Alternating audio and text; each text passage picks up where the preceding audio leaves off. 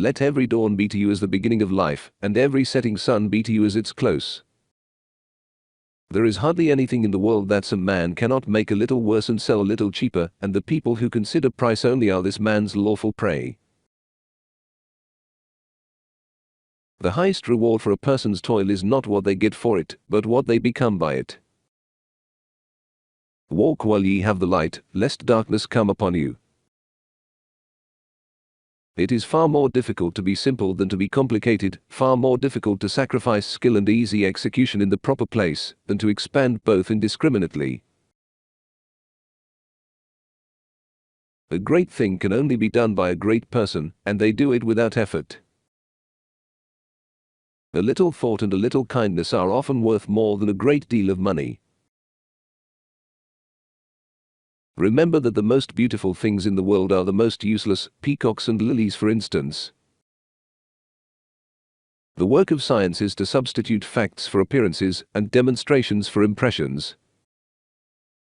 No human being, however great or powerful, was ever so free as a fish. Man's only true happiness is to live in hope of something to be won by him, reverence something to be worshipped by him, and love something to be cherished by him forever. I believe the first test of a truly great man is in his humility. Beauty deprived of its proper foils and adjuncts ceases to be enjoyed as beauty, just as light deprived of all shadows ceases to be enjoyed as light. No good is ever done to society by the pictorial representation of its diseases. Great nations write their autobiographies in 3 manuscripts: the book of their deeds, the book of their words, and the book of their art. Punishment is the last and the least effective instrument in the hands of the legislator for the prevention of crime. Tell me what you like and I'll tell you what you are. The greatest thing a human soul ever does in this world to see clearly is poetry, prophecy and religion all in one. To give alms is nothing unless you give thought also. Do not think of your faults, still less of others' faults. Look for what is good and strong, and try to imitate it. Your faults will drop off, like dead leaves, when their time comes. Why comes temptation but for man to meet and master and make crouch beneath his foot, and so be pedestaled in triumph? Quality is never an accident. It is always the result of intelligent effort. The first test of a truly great man is his humility. By humility I don't mean doubt of his powers or hesitation in speaking his opinion, but merely an understanding of the relationship of what he can say and what he can do. Fine art is that in which the hand, the head, and the heart of man go together. Skill is the unified force of experience, intellect and passion in their operation. To see clearly is poetry, prophecy and religion all in one.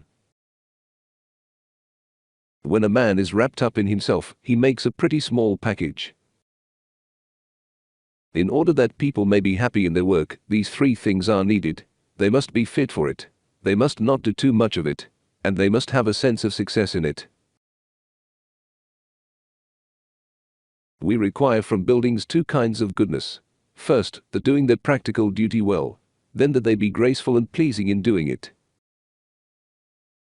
Every great person is always being helped by everybody, for their gift is to get good out of all things and all persons. No architecture is so haughty as that which is simple. All books are divisible into 2 classes, the books of the hour and the books of all time.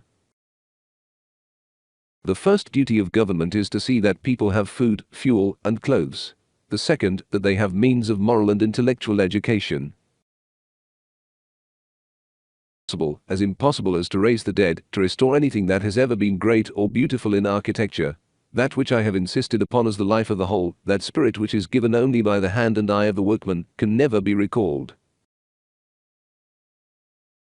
Life being very short, and the quiet hours of it few, we ought to waste none of them in reading valueless books.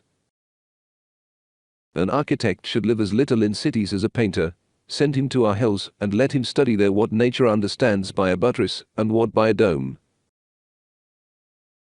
Cursing is invoking the assistance of a spirit to help you inflict suffering. Swearing, on the other hand, is invoking only the witness of a spirit to a statement you wish to make. It seems a fantastic paradox, but it is nevertheless a most important truth, that no architecture can be truly noble which is not imperfect. I believe the right question to ask, respecting all ornament, is simply this: was it done with enjoyment? Was the carver happy while he was about it? A book worth reading is worth buying. Education is the leading of human souls to what is best, and making what is best out of them.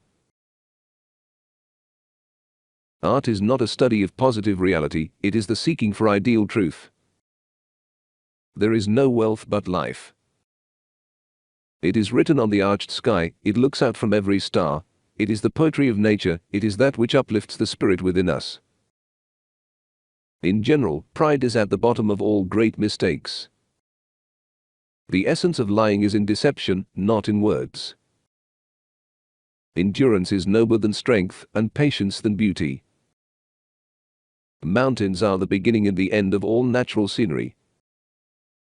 Give a little love to a child, and you get a great deal back.